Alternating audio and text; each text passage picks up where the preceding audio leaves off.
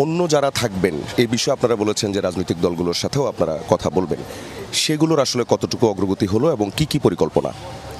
দেখুন, আমাদের হচ্ছে বাকি যে প্যানেলটি থাকবে সেই প্যানেলে কারা থাকবে সেটি নিয়ে আমরা আসলে সকলের মতামতের ভিত্তিতে এমন একটি অন্তর্বর্তীকালীন সরকার গড়তে চাই যেটি নিয়ে আসলে মানুষের একটা আস্থার জায়গা তৈরি হবে।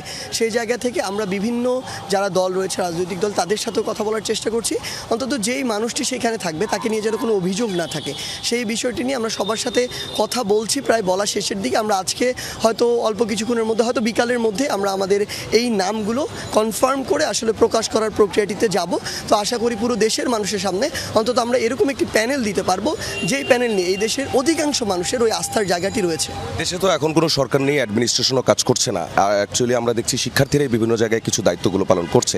সেই জায়গায় আজকের মধ্যে, কারণ পুরো দেশের মানুষের মধ্যে এবং দেশের বাইরেও কিন্তু এক ধরনের একটা যে শঙ্কার কথা অথবা এক ধরনের আগ্রহের জায়গাটা আছে যে আজের কাজকের মধ্যেই হচ্ছে কিনা, অ্যাকচুয়ালি বাংলাদেশ কখন সরকার পেতে যাচ্ছে, এটা কি বলতে পারেন কিনা যে আজকের মধ্যে হবে? আচ্ছা, গতকালকে আমাদের হচ্ছে যিনি এই অন্তর্বর্তীকালীন সরকারের প্রধান উপদেষ্টা থাকবেন, প্রফেসর ডক্টর মোহাম্মদ ইউনূস, তার গতকালকে একটি মাইনর অপারেশন হয়েছিল।